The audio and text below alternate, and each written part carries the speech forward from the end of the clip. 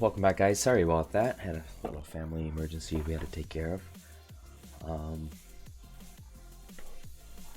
Excuse me. Had to help my wife take care of some stuff with her kids. So now that we're back, we were getting through the lands. So I believe we're at Shizo Death Storehouse. This is another one where you're granting your creature fear, either to deal damage or phage, to kill an opponent, or really you can use this to target a legendary creature your opponent controls with Harambe out.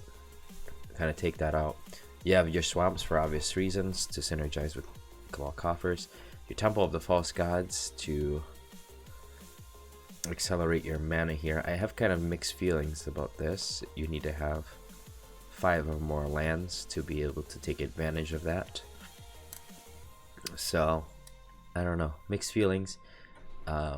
Good card under most circumstances though. Thespian Sage becomes a copy of target land and gains this ability.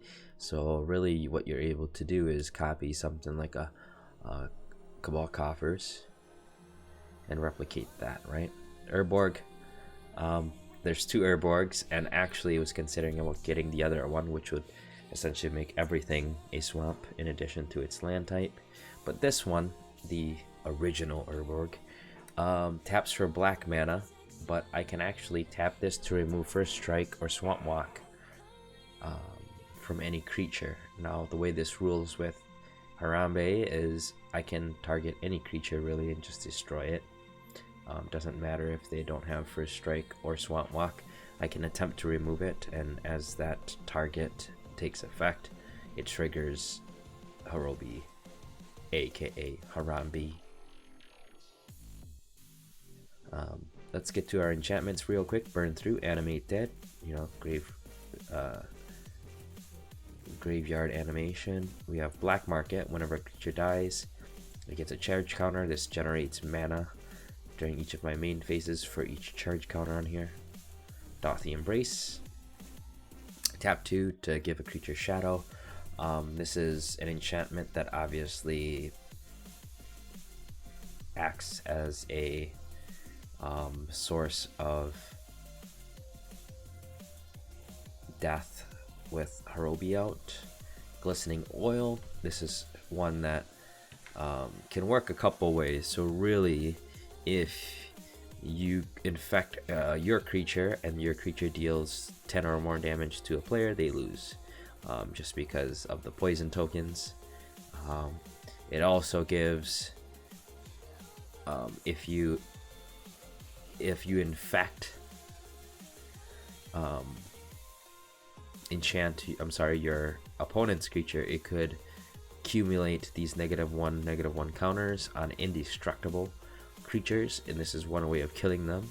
When Glistening Oil is put into graveyard from the battlefield, return Glistening Oil to its owner's graveyard. So this is also another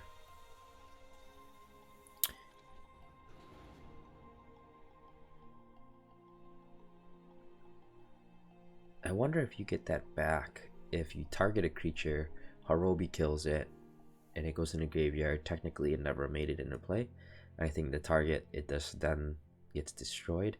It's very much like Rancor, the green enchantment that bounces back to your hand. But if it doesn't successfully attach itself to the target, I don't think it ever counts as being. I don't think it'll bounce back. I could be wrong on that though. I'd have to check the ruling on that. Greed. Pay 2 life, draw a card. Kind of a nice little enchantment that we have for card advantage. Kuskan Falls. Tap a creature, keep it tapped to pay for the upkeep, but no creatures can attack you unless they pay 2. That's pretty neat to kind of stall and kind of deter your opponents from killing you or attacking you. Necropotence, skip your draw phase. Whenever you discard a card, remove that card from the game.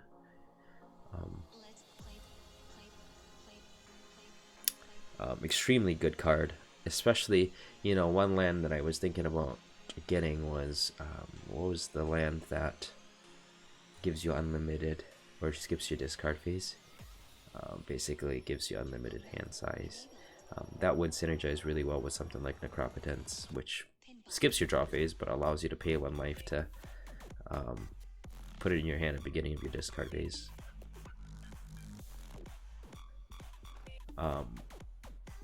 Let's go to the next enchantment, Palace Siege. You can choose Khans or Dragons, so really you get to choose one effect. One being, beginning of your upkeep, return a creature card from your graveyard to your hand, which is that's okay, I guess. But really the cool one is at the beginning of your upkeep, each opponent loses 2 life and you gain 2 life. So if you can really spell out your opponents, this is kind of a nice way of ticking life to you, you know, in larger increments at a time.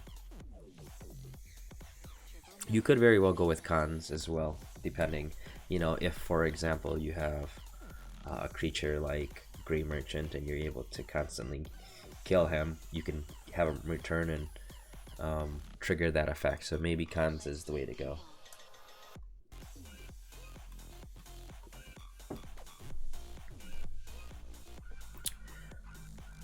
Fire Extreme Arena. Beginning of your upkeep, you draw a card and lose a life.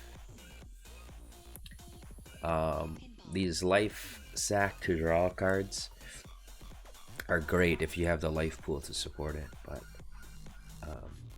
this one doesn't give you an option, so you want to be very aware of your situation and not kill yourself with that.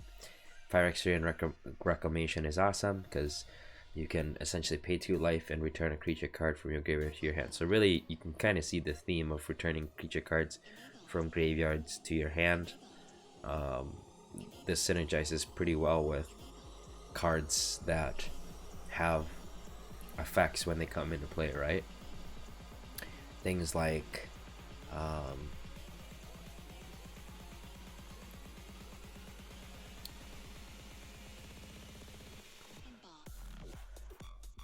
well, mainly things like the Grey Merchant of Asphodel.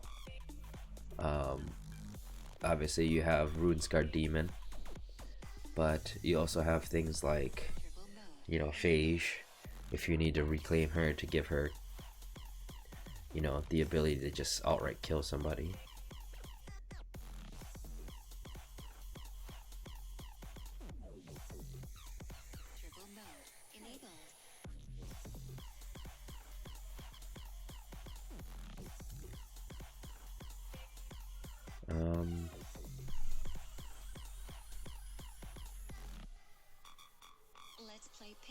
This forces your opponents to continuously sacrifice a creature,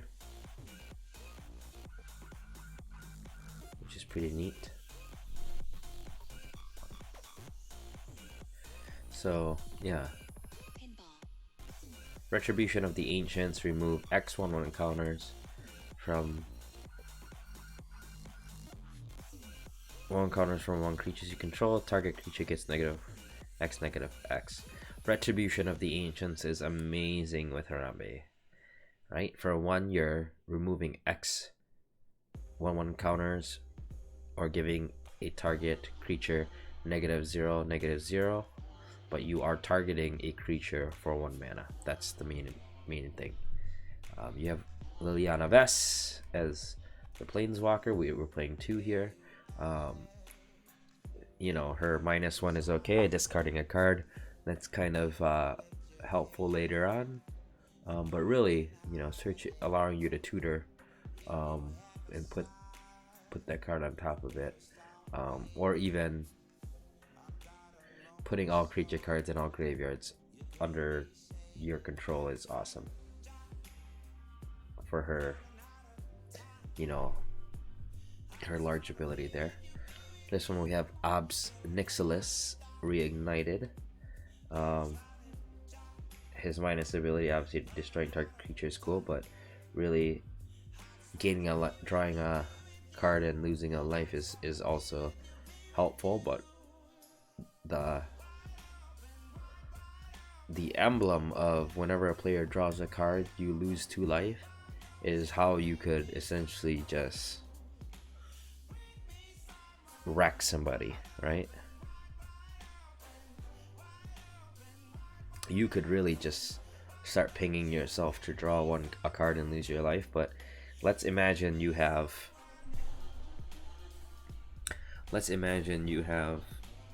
this emblem on a player, and you decide for whatever reason you have something like Necropotence out, and you draw 10 cards, sack 10 life, and you essentially kill off an opponent. I mean, that's really powerful. That's in an extreme example, but you're really leveraging the fact that you could really take out somebody with 20 life. I mean, assuming they're at 20 life, obviously you would need to pay 20 life, half your life, if you're playing a 40 hit pool game. Sorceries, let's burn through them real quick. Beseech the Queen. This is like a 3 mana tutor for X, converting mana cost X, where X is equal to the number of lands you control. So really searching for things like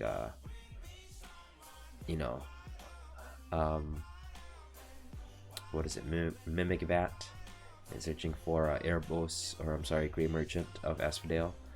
Those are combo pieces that you could have. Choice of Damnations. Target opponent chooses a number. You may have that player lose that much life. If you don't, that player sacrifices all but that many permanents. So really, this is kind of a fun one where the opponent chooses a number. Like for example, if they choose 5, you can either have them lose 5 life or sacrifice everything but 5 permanents. It's an okay card, I think, for the cost. It's kind of a meh. So to me,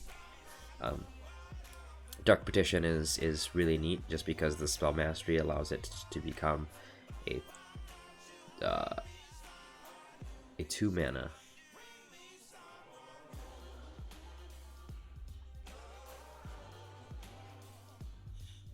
Yeah, it allows it to become a 2 mana tutor. That's cool. Decree of Pain is a neat way of clearing the board and drawing cards if you needed to, or you can cycle it to get rid of it, draw the card, and give everything -2, -2. So it's kind of your call. It's a board clear though. Diabolic Tutor, for obviously pretty straightforward. Duress is reveal their hand and choose a non-land card to force a player to discard. This is obviously really good if you know somebody's holding a combo piece. Exsanguinate is your kill condition. Late game, if you want to burst somebody down or everybody down, each opponent loses X life and you gain life. Right? Having this and then having a card like Yawgmoth's Will, where you can recast it, is awesome. So Yawgmoth's Will is very valuable to where you can replay your graveyard again. Toxic Deluge is pay X life to give all creatures -X, -X. The cool thing about this spell is, yeah, you're sacrificing your life, but really it costs 3 mana. I mean, if you need an answer early on, this is your go-to card. Reanimate, for obvious reasons. Put card from a graveyard into play under your control. Lose life equal to that creature's total casting cost. So really, if you need to reanimate your own Grey Merchant of Asphodel, this is a good way to, you're sacking 5 life, but really you're draining how much life. When you reanimate and you bring back this guy, you're gaining back, a few life, because you're draining everybody. So really neat spell to have. Toxic Deluge we already talked about. Yawgmoth's Will we already talked about. So instances, Dark Ritual, pretty straightforward. Mana Acceleration. Foul Renewal is pretty cool. Return target creature card from your graveyard to your hand, and you're giving a creature -X, where X is the toughness of the card returned this way. It's an instant, so really this gives you a chance as an instant to return a creature from your graveyard to your hand. But you have Imp's Mischief as well. change the target of target spell with a single target. You lose life equal to that spell's converted mana cost. So, I mean, if this is essentially a redirect for black, but you're paying life equal to that, you know, the redirected spell's converted mana cost, which is very, very interesting. It's kind of a mind gamesy card. Scour from Existence. This is a 7 mana colorless instant to exile target permanent. This is a very interesting card because it's really like an instant removal for black, for any permanent, for indestructible permanents, for whatever you need to get rid of. This is just a good answer to have if you have the mana available. Sudden Spoiling is awesome because it's basically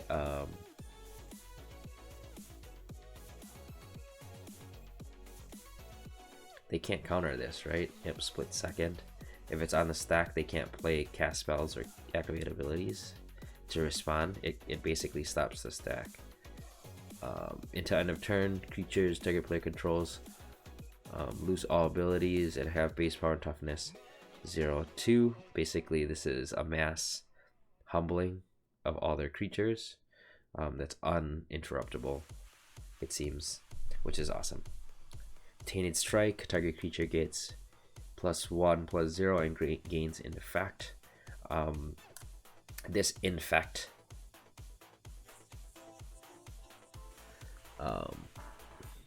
Infect is a very good way of dealing with indestructible creatures. But not only that, it's kind of a dual purpose. If you have your Harambe out, it's a way of instant, spot removal for any of your opponent's creatures. Touch of Darkness we went over. Mass removal with Horobi, and then Tragic Slip again. Dual purpose. One purpose is for spot removal with your commander. Otherwise, if a creature died already, you don't even really need Horobi to get rid of them, because you give a creature -13, and for 1 mana this thing kind of becomes an insta-gib for creatures. Withering Boon, pay 3 life, counter target summon spell. This is a black counter spell for creatures. I mean, that's about all I need to say about that. Black doesn't have a lot of answers, especially to creatures that have like trigger abilities. You just want to make sure that you have an answer ready to go for when shit hits the fan big time, right? So yeah, I think that's the deck. That's kind of what we went over. Hope you guys enjoyed this information, and thanks for stopping by. I appreciate it. Appreciate all the feedback and support I've been getting. Putting back on my nerd pants and building this deck, it'll be kind of fun. Related, my Ultra Pro deck tower came through. So it's kind of this like soft touch deck cover that holds precisely 100 sleeved cards in here, and I'll show you. It kind of snaps open, but I already have some cards that I'm part of my deck that I'm piecing together, but really the 100 cards sit in here, and then as I close it here, snaps back down pretty secure. Doesn't slide open because it has that snap effect. That soft touch is amazing. And then at the base here we have a die container, multiple of dice, right? And then once again, clicks, snaps in. Doesn't come apart very easily. You do have to kind of give it a little bit of a pull, a tug. Gotta use your muscle to kind of get it open, but that's kind of a cool little compartment that you can store extra die and stuff like that. Very cool. I really like the build of this. I like the feel of this, and it looks really, really nice, having this. I can leave this on my work desk, and it almost looks like a piece of decoration on my work desk because it's so nice and clean. It's an Ultra Pro deck tower. Really like that. But anyways, thank you guys for swinging by, and I hope you guys enjoyed going through this. Hopefully it wasn't too boring, but I kind of like talking about the commander deck I'll be playing soon. I'll keep you guys updated and posted on how I did with the commander deck. Hopefully I can get most of it assembled and good to go by next week. So that'll be kind of fun. Alright guys, thanks a lot, and hopefully we'll see you guys later.